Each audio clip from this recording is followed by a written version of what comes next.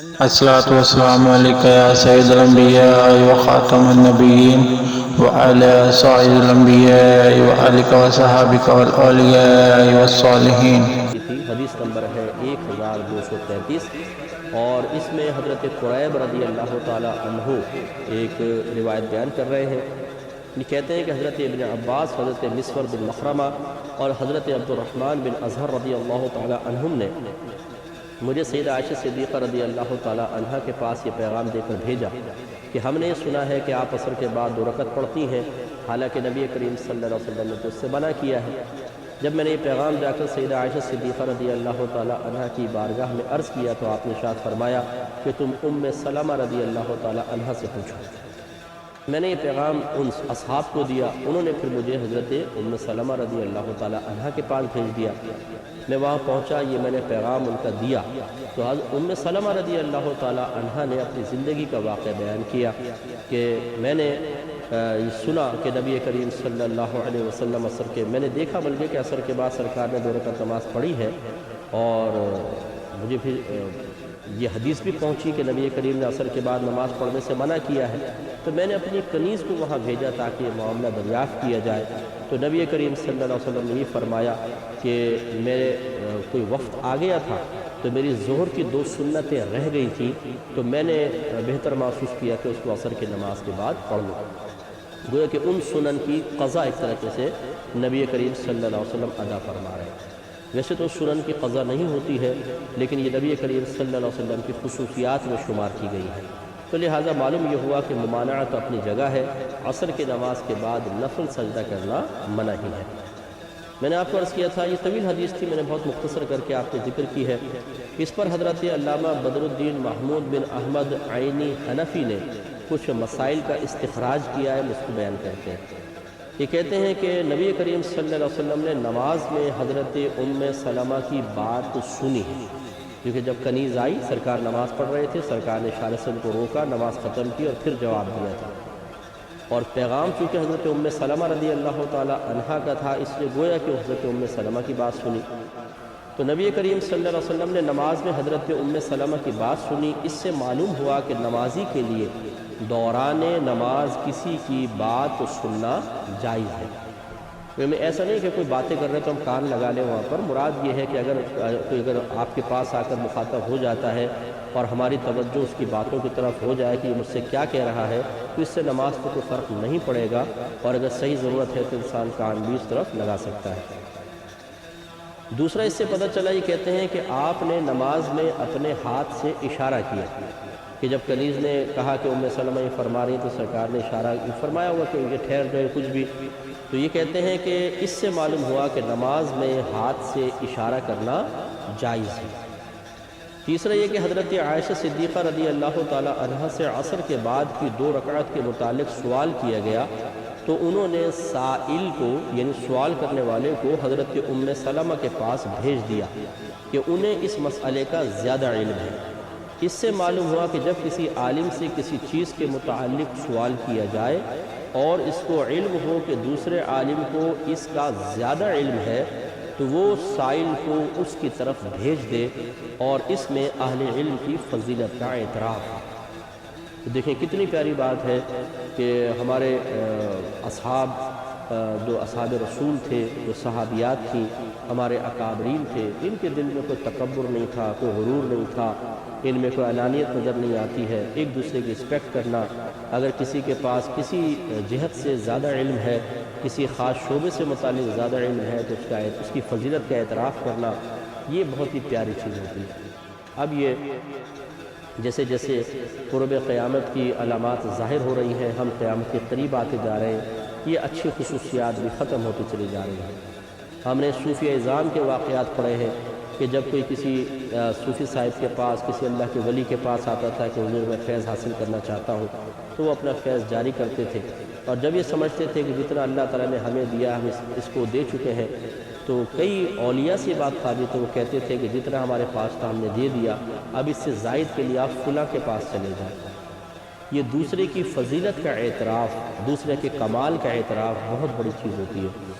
ہم بعض اوقات اس لیے کسی کے کمال کا اعتراف نہیں کرتے کہ ہمیں خوف ہوتا ہے کہ کہیں ہم سے محبت کرنے والا اس سے متاثر ہو کر اس کے پاس نہ چلے جائے، اور اس طرح کئی مرتبہ ہم نے دیکھا ہے کہ ایک شخص ہے، اس میں اتنی صلاحیت نہیں ہے کہ وہ کسی کو کامل کر سکے، کسی کی اچھی تربیت کر سکے، کسی کو بہت زیادہ علم دے سکے، اور دوسرا موجود ہے لیکن ہم اس کے پاس اس لیے نہیں بھیجتے ہوئے خوف کہ یہ ٹوٹ جائے گا، ہمارا متبع اس سے متاثر ہو جائے گا، اس کو اپنے ساتھی لگا کر رکھتے ہیں، اور اس طرح ساری زندگی اس کو زیادہ فضائل سے، زیادہ کمالات سے، زیادہ نعمتوں سے، زیادہ علم سے محروم رکھتے ہیں۔ یہ ایک غلط رویہ ہے، غلط روش ہے۔ جتنا انسان اپر لیول پر آتا جاتا ہے، یاد رکھے کہ اس کے ظرف میں اتنی ہی وسعت ہونی چاہیے، اتنا وہ وسیع الذہن ہونا چاہیے۔ اس لیے اگر ہم یہ چیز ذہن میں رکھ لیں کہ عزت اور ذلت اللہ تبارک و تعالیٰ کے دست قدرت میں ہے، ہم نہ کسی سے عزت چھین سکتے ہیں اور نہ کسی کو عزت حقیقتاً دے سکتے ہیں، اللہ تبارک و تعالیٰ ہی عزت دیتا ہے، اللہ ہی ذلت میں مبتلا کرتا ہے۔ لہٰذا اگر ہم کسی کو کسی کے پاس بھیج کر اس کی عزت میں اضافہ کر رہے ہیں تو وہ ہم نہیں کر رہے، اسے اللہ نے ایک ایسی فضیلت سے نوازا ہے کہ وہ اس سے زیادہ عزت کا مستحق ہے، اس کو مل رہی ہے۔ اور اگر اس متبع کے ذریعے، اس ہمارے ماتحت کے ذریعے اللہ تعالیٰ ہمیں مزید عزت دینا چاہتا ہے، اسے ہمارا عقیدت مند رکھنا چاہتا ہے، تو یہ رہے گا۔ کہ دوسرے کے پاس جا کے ایسا نہیں کہ آپ سے ٹوٹ کر اس کے پاس چلا جائے، لیکن اس طرح کے خدشات کی وجہ سے بسا اوقات ہم قریب رہنے والے لوگوں کو بہت بڑی بڑی نعمتوں سے محروم کر دیتے ہیں۔ ہو سکتا ہے کہ آخرت میں اس کے بارے میں سوال ہو جائے۔ اس لیے ہمیشہ انسان کو وسیع ظرف رہنا چاہیے، اور اگر کوئی ہمارے پاس ہے، کوئی متبعین ہے، ہم سے محبت کرنے والے ہیں، عقیدت رکھنے والے ہیں، ہم ان کے بارے میں سمجھتے ہیں کہ ان کو فلاں جگہ سے، فلاں شخصیت سے، فلاں درس قرآن سے، فلاں درس حدیث سے زیادہ فائدہ ہو سکتا ہے، تو بلا جھجک ہمیں ان کو وہاں بھیجنا چاہیے۔ یہی صحابیات کا طریقہ ہے، اصحاب رسول کا یہی طریقہ ہے۔ ایک اور دیکھیں سے نقطہ میں نے نکالا کہ قریب رضی اللہ تعالیٰ عنہ از خود حضرت ام سلمہ کے پاس نہیں گئے، بلکہ ان کے پاس گئے جنہوں نے ان کو بھیجا تھا۔ تین نصوص قدسیہ نے آپ کو سیدہ عائشہ کے پاس بھیجا، سیدہ عائشہ نے فرمایا کہ ام سلمہ سے پوچھ لو، تو یہ ڈائریکٹ وہاں نہیں گئے بلکہ واپس جا کر ان کو بتایا کہ جی سیدہ عائشہ تو یہ جواب دے رہی ہے۔ یہ کہتے ہیں قریب از خود حضرت ام سلمہ رضی اللہ تعالیٰ عنہ کے پاس نہیں گئے، بلکہ ان کے پاس گئے جنہوں نے ان کو بھیجا تھا۔ اس سے معلوم ہوا کہ جس کو کسی کے پاس بھیجا جائے وہ از خود تصرف نہ کرے، بلکہ وہ دیکھے کہ بھیجنے والے نے بھیجنے والے اسے دوسرے کے پاس بھیجتے ہیں یا نہیں بھیجتے ہیں۔ تو یہ ایک مطلب قاصدین کے لیے، متبعین کے لیے ایک ادب سکھایا گیا ہے، ایک ادب کا بیان بھی ہے۔ بعض اوقات آپ کے استاد ہیں، آپ کے شیخ ہیں، کوئی عالم دین ہے، آپ کو کسی کے پاس بھیجتے ہیں کہ فلاں کے پاس جاؤ یہ پیغام لے جاؤ، آپ ادھر گئے، انہوں نے کہا اچھا اس کے پاس چلے جاؤ، تو اب اصول اور ادب یہی ہے کہ آپ واپس آئیں اور آ کے پوچھیں کہ انہوں نے یہ کہا ہے، اب آپ اجازت دیتے ہیں تو میں دوسروں کے پاس جاؤں، اور نہیں دیتے ہیں رک جاتا ہوں۔ یہ ادب اور احترام، یہ نہیں کہ انہوں نے کہا تو آپ اس طرف نکل گئے، اگرچہ اس میں گناہ کا پہلو تو نہیں ہے، لیکن ادب اور احترام یہی ہے کہ جب آپ کو قاصد بنایا گیا ہے، اپنا نمائندہ کسی نے بنا کر بھیجا ہے، تو آپ جس بڑے نے آپ کو بھیجا ہے اس کو ہی اپنے نئے کسی فعل، نئے اقدام کے لیے انہی کو عزت دیں، انہی کو فوقیت دیں، ان کی ہدایت لیں، اور پھر کسی اور مقام پر جائیں۔ اگلا انہوں نے بیان فرمایا کہ جب مصالح اور مہمات میں تعارض ہو جائے تو جو مصلحت اہم ہو اس کو مقدم کرے۔ مطلب یہ ہے کہ جب ایسا ہو کہ کوئی ضرورت درپیش ہو گئی اور ایک اہم چیز بھی ہے، لیکن اب اس کو اختیار کروں یا اس کو اختیار کروں، تو پھر انسان کو فیصلہ کرنا چاہیے کہ زیادہ اہم کیا ہے، اس کو اختیار کریں۔ اور یہ اس پر کہہ رہے ہیں کہ آپ کے پاس یعنی نبی کریم صلی اللہ علیہ وسلم کے پاس عبد القیس کا وفد آیا جن کو اسلام کے احکام کی تعلیم دینی تھی، اور آپ نے ظہر کی سنتیں بھی پڑھنی تھی، لیکن اسلام کے احکام کی تعلیم زیادہ اہم تھی، اس لیے نبی کریم صلی اللہ علیہ وسلم نے اس کو مقدم کیا یعنی پہلے رکھا، اور ظہر کی سنتوں کو مؤخر کر دیا۔ اس کا مطلب یہ ہوا فرائض کے سلسلے میں تو ہم کچھ نہیں کر سکتے ہیں، فرض تو اللہ تبارک و تعالیٰ نے وقت مقرر کیا ہوا ہے، تو ایسا نہیں کہ ہم کوئی اور چیز کو فوقیت دے کے فرض قضا کر دیں، یہ تو صحیح نہیں ہے۔ لیکن اس کے علاوہ اگر سنن ہے، مستحبات ہے، اسی طرح اور آپ کے بہت سارے کام، جیسے مثال کے طور پہ آپ تلاوت قرآن روزانہ ایک مخصوص وقت میں کرنے کے عادی ہیں، لیکن کوئی سوال کرنے کے لیے آ گیا، کوئی چیز سیکھنے کے لیے آ گیا، آپ کو اس کو علم سکھانا ہے، تو پھر بہتر یہ ہے کہ سکھا دیا جائے فرضی عبادت تو آپ بعد میں بھی کر سکتے ہیں۔ اسی طرح نبی کریم صلی اللہ علیہ وسلم نے ظہر کی سنتیں بھی پڑھی نہیں تھی، تو وقت آ گیا احکام سیکھنا چاہتا ہے، اگر آپ سنن میں مشغول ہو جاتے تو ہو سکتا ہے کچھ لوگ واپس چلے جاتے، تو آپ نے احکام کی تعلیم کو فوقیت دی، کیونکہ سنن کا تعلق فقط آپ کی ذات اقدس سے تھا، اس سے آپ کی ذات کو فائدہ ہے، اور تعلیم اگر کریں گے دیں گے تو اس میں سرکار کی ذات کو بھی فائدہ ہے، درجات کی بلندی ہے، اور آپ اسی منصب پہ فائز بھی کیے گئے، لیکن اس میں امت کا بڑا فائدہ ہے کہ وہ اس کو سیکھیں گے، آگے جا کے سکھائیں گے، پھر ان لوگوں کا اجتماعی فائدہ، تو رحمت کونین صلی اللہ علیہ وسلم نے اجتماعی فائدے کو اپنی ایک مخصوص اور ذاتی عبادت پر فوقیت دی ہے، اور یہ اشارہ فرما دیا، اور بڑا نفیس اشارہ ہے، ہمیں اس کو سمجھنا چاہیے